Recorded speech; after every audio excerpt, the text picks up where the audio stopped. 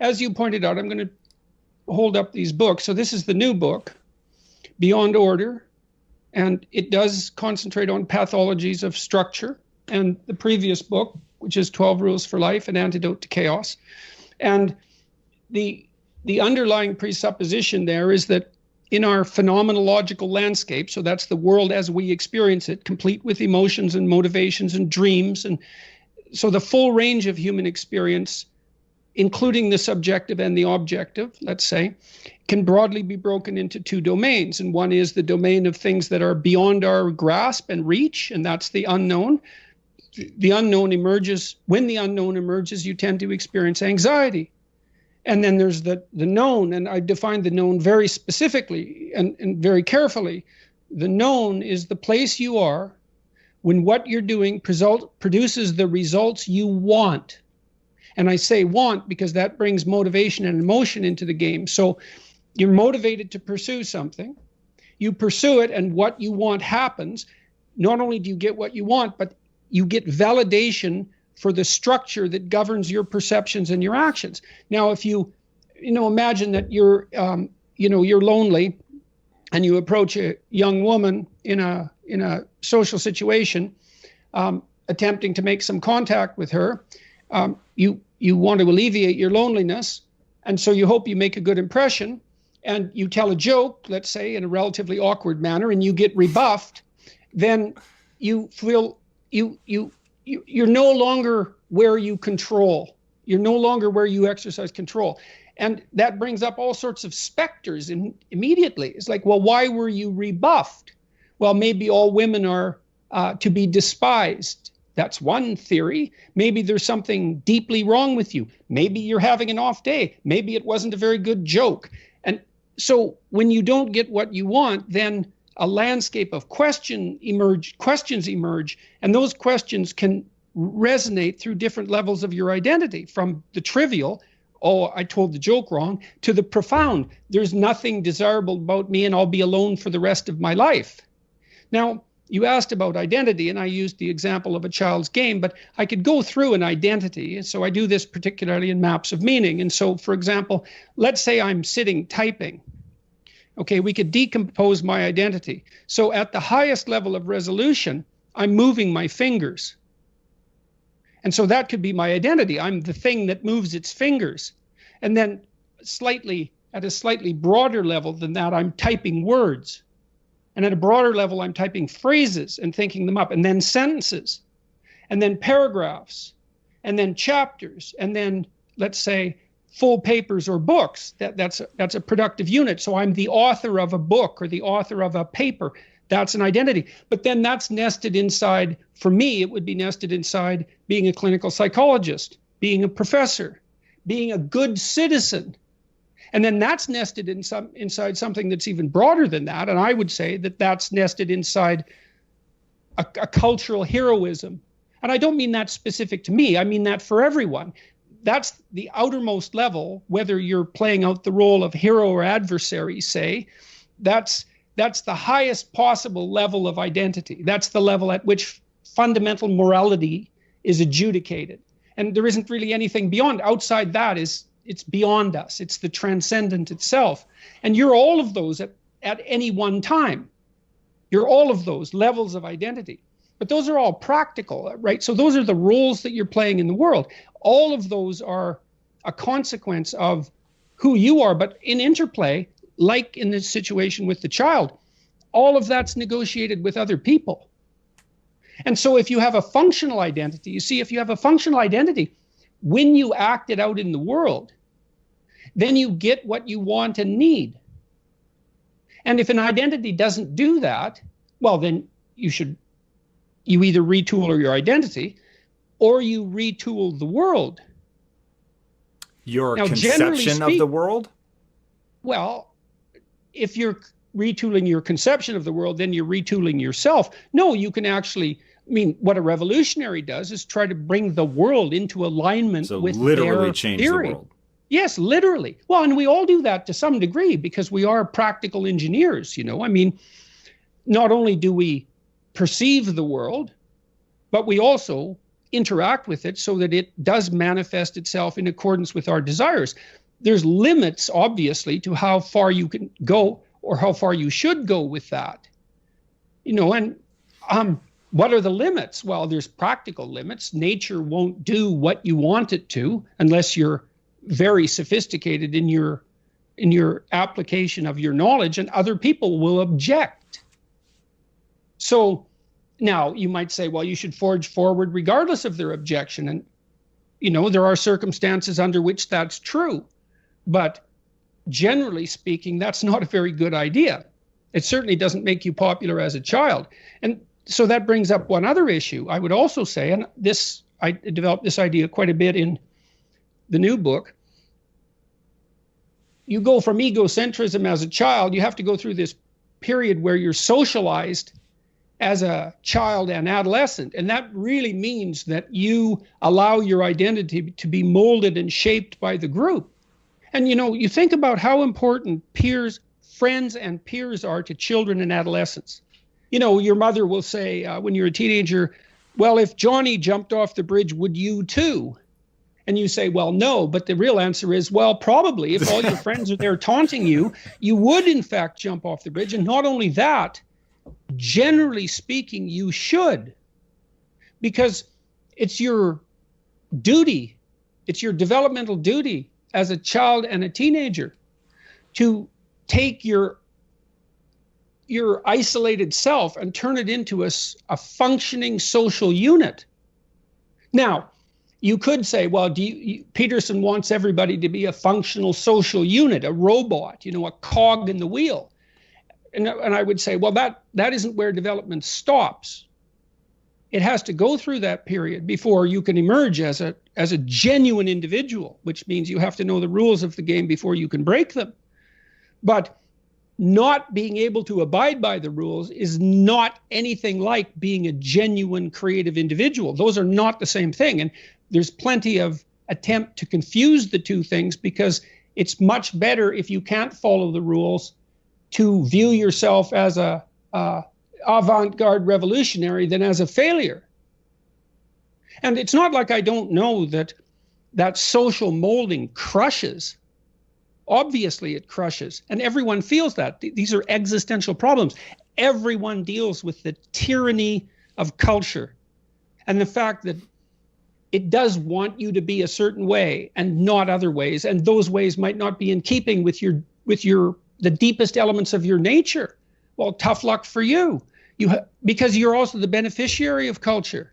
And so you have to offer it your pound of flesh. Now, you shouldn't do that at the expense of your soul, but you shouldn't stay an immature child either. And Okay, so this notion of identity that we're being fed is very, very, it's very thin. What are we being fed? Be very specific.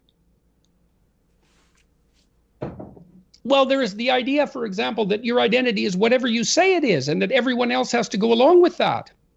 No, that isn't how it works, partly because no one even knows how to go along with it. Like, let's say, just for example, that you're gender non-binary. Okay, what am I supposed to do about that?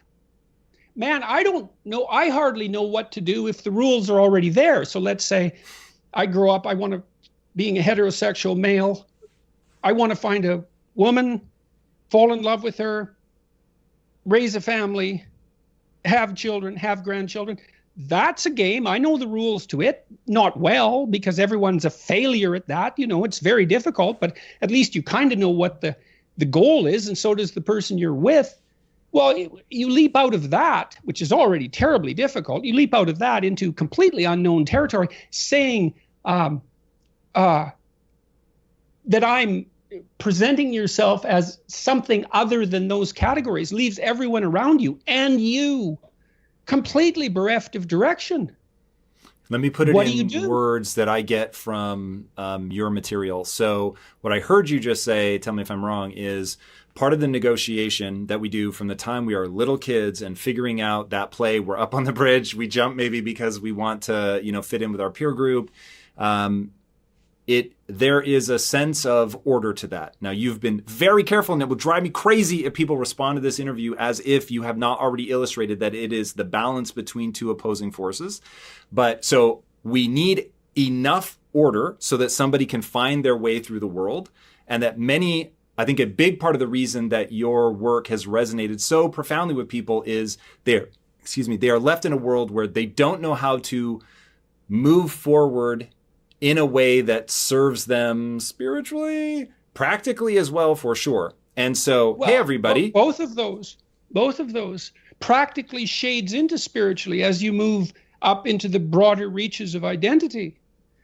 And look, see, one of the things, I really laid this out in Maps of Meaning.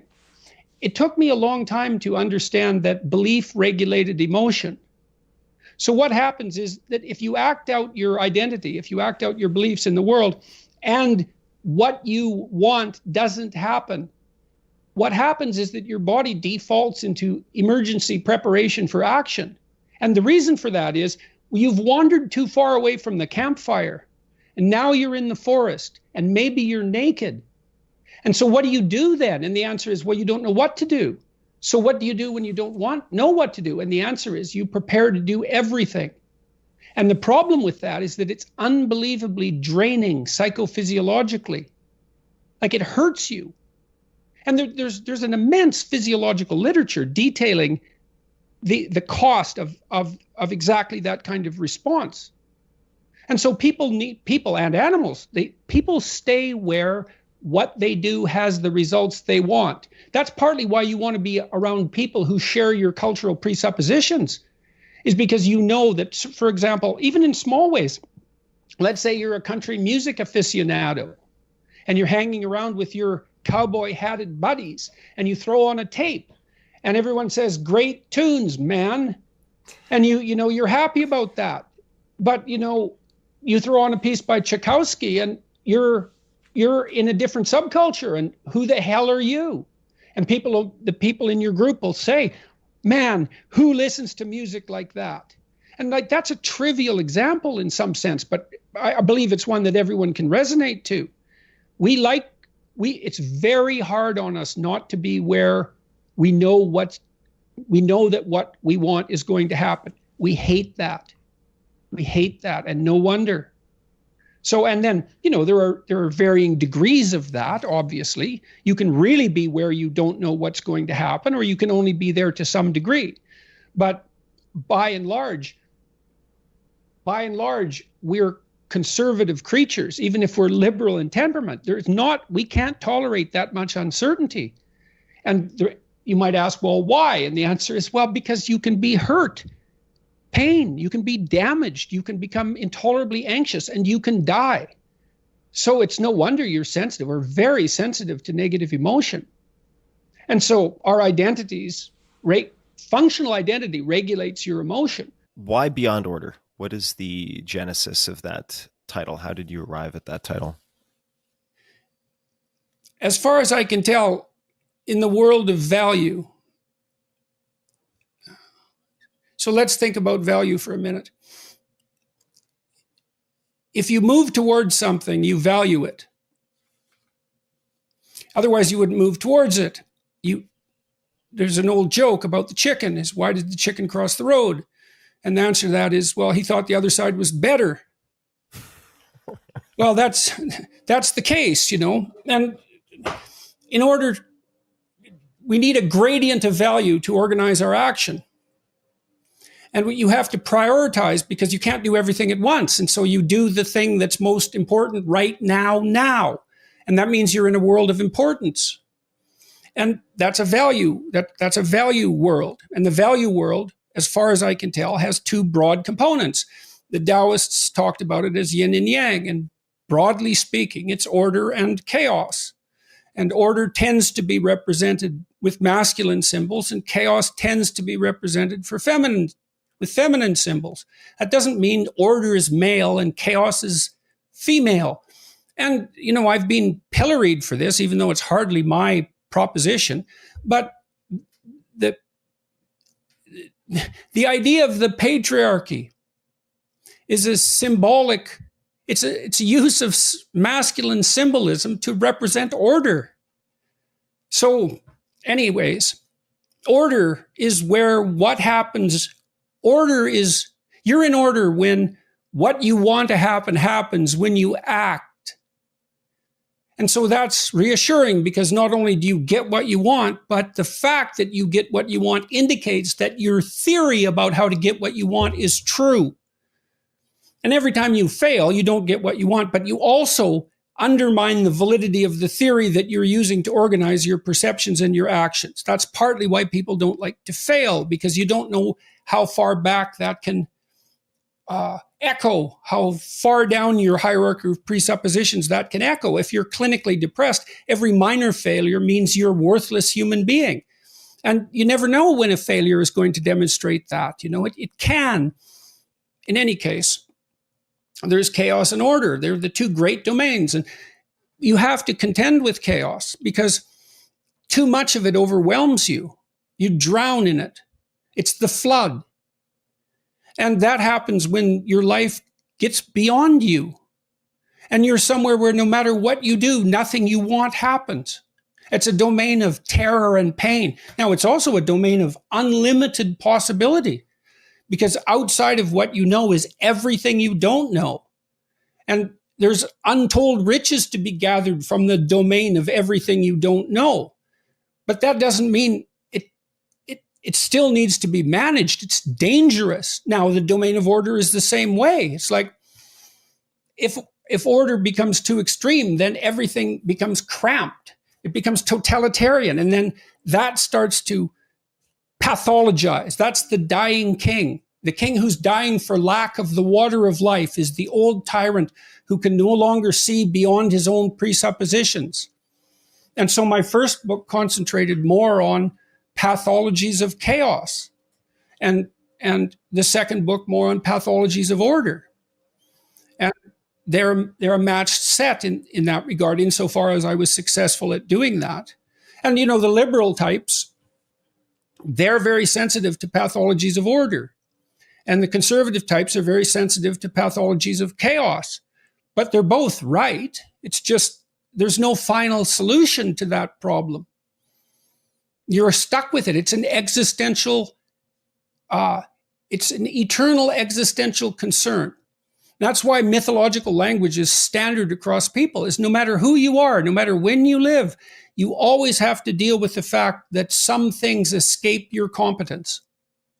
And no matter where you are, no matter who you are, you have to adapt to the fact of the existence of a value structure that's shared across a social group. It's the fundamental, so those are fundamental constituent elements of human experience. And we have symbols for them. And we all understand the symbols. So for example, in Pinocchio, I'm not going to go into this because it's too complicated, but no one balks at a puppet going to the bottom of the ocean and being swallowed by a whale. Why? It makes no sense. There's nothing about that makes sense. Right? It's obviously not an empirical description of the objective world, but it's so clearly real that a 4-year-old can follow it. It's a mystery. The whale breathes fire in Pinocchio. It's a dragon. And why? Why is that? Well, we face dragons forever. That's what a human being is. It's a creature that faces the dragon. The dragon can burn you to a crisp, but it has what you need. That's the world. It'll burn you up, but it has what you need.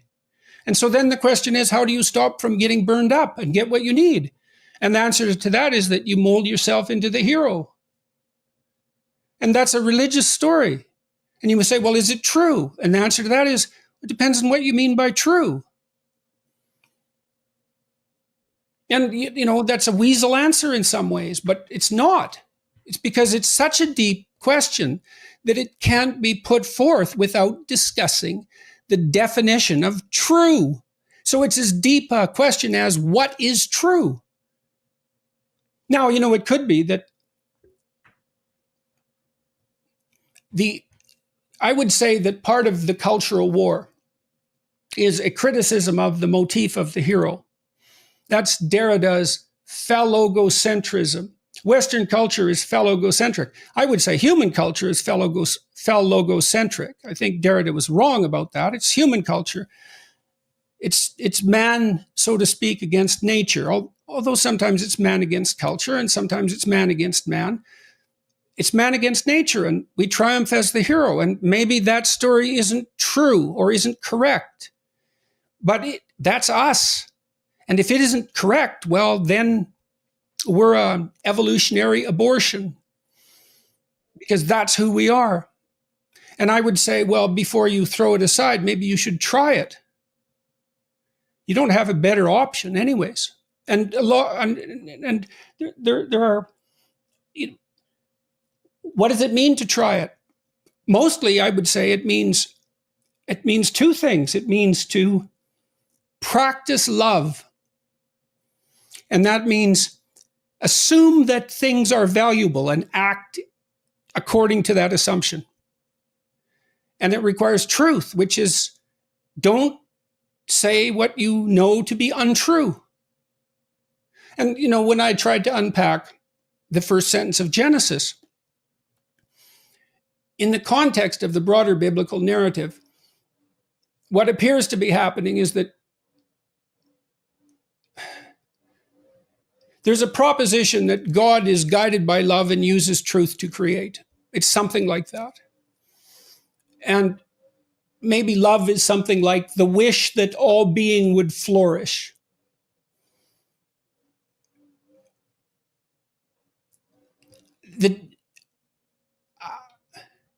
There isn't a better story than that. What effect do you hope your new book to have? I know that might seem like a lazy question, but I'm going to keep it broad. I'd just be interested to hear your thoughts. What would be a successful effect for this book, looking back 12 months from now, 24 months from now? Well, it would be lovely if it had the same effect on people as the last book appeared to have. I mean, it's comforting to me to read through my YouTube comments, oddly enough, because that isn't generally a place people would go for comfort. Untold numbers of people have said to me in person, but publicly in that way, that they've put their lives together, at least in some ways. And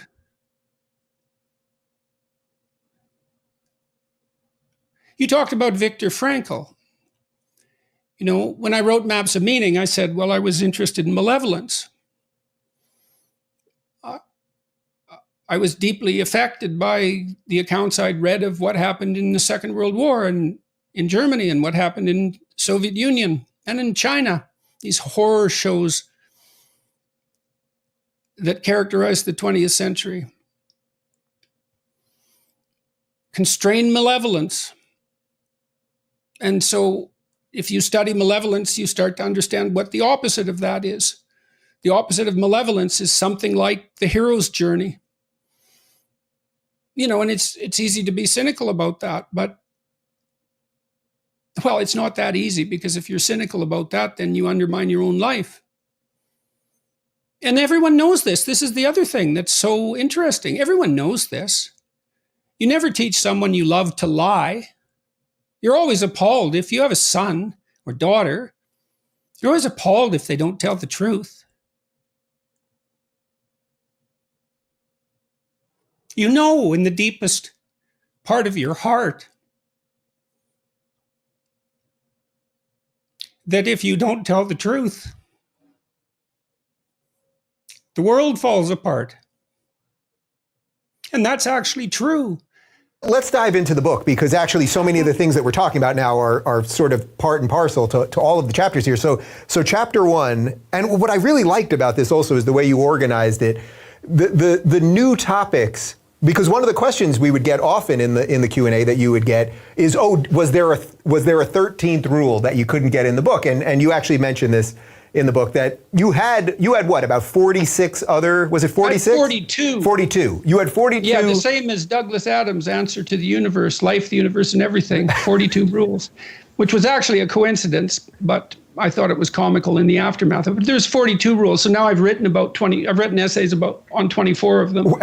When you got to 42, how long did you give it before you said, okay, 42 is enough? Because I know you're pretty methodical. I just did it in an afternoon, the original list of rules. I was playing on Quora. I wrote about 40 answers for Quora, something like that, and I really haven't partaken in that forum for a long time now. I was investigating it, and some kid had asked, what do you need to know in order to lead a good life, or what's most important to know, something like that. And I thought, well, I'll take a crack at answering this, and I made this list of 42 rules, and it got very popular on Quora, much more popular. Typical Pareto distribution, like that one answer got more views than all of my other answers put together. And so I thought that was kind of interesting. I'd touched something for some reason. And out of that, when I was asked by an agent who contacted me, Sally Harding, of Cook Agency, she asked me if I was interested in writing something more popular, and I knew that those rules had found an audience, so that seemed to me to be a place to dive in. So anyways, I've only written about 24 of them. In the two books, I have them both here. You can see how they're structured. Yeah, it's beautiful. One's white and the other's black. They make a match set. You can read each of them independently, and one concentrates, the first one, An Antidote to Chaos, 12 Rules for Life, An Antidote to Chaos, does concentrate on the consequences of excess uncertainty. And the second book concentrates more on an excess of order. Both of those are fundamental existential dangers as far as I'm concerned. And in this universe of value, in the world of value, there are two major domains. And one domain is the domain of order. And you can technically define it. The domain of order is where you find yourself when what you're doing produces the results you want. And that's a really tight formulation, because it gives you a particular idea of what a place and time is. A place and time you occupy is, at any given moment, is the place and time that's defined by your current goal. And you have a map of value that guides you through the actions that are necessary in that domain. And if the result is what you want, which brings motivation and emotion into the picture, then, well, you get what you need or want, but you also validate your theory of existence, because it's good enough to produce the results that you desire. And given that you're fallible and that you don't know everything, you have to use proximal truths. And so something is, it's a pragmatic, it's a form of philosophical pragmatism. If you make a bridge and it stands up, then you know how to make a bridge. Mm-hmm. Why? Because the bridge stood up. Now, maybe you overbuilt it. You could have built it more elegantly, but it's sufficiently true so that the bridge functions. And we're like that. We're like engineers. We're cobbling together solutions all the time. And as long as those solutions work, we assume that we're right. Well, that's the domain of order. The domain of chaos emerges when you lay out a plan and into action, and something other than what you wanted emerges. And sometimes that can be a catastrophe, an absolute catastrophe. And your brain, our psychophysiology is actually adapted to those two domains. When something unexpected happens, all sorts of emotions and motivations break loose, fight and flight among them, anger among them. It gets disinhibited, because when you don't know what's happening, you have to prepare for everything. So you get anxious, and then you hyper prepare, which is extremely stressful. And so the domain of chaos is extremely stressful. In small doses, it's exhilarating. Mm-hmm. And that's because, well, when you're where you don't know what's happening, you have the opportunity to learn and to expand your map. And so there's always an interplay between the domain of chaos and the domain of order, but they can each pathologize. And the pathologies of uncertainty are more associated with anxiety and nihilism and depression, and whereas the pathologies of order are more totalitarian.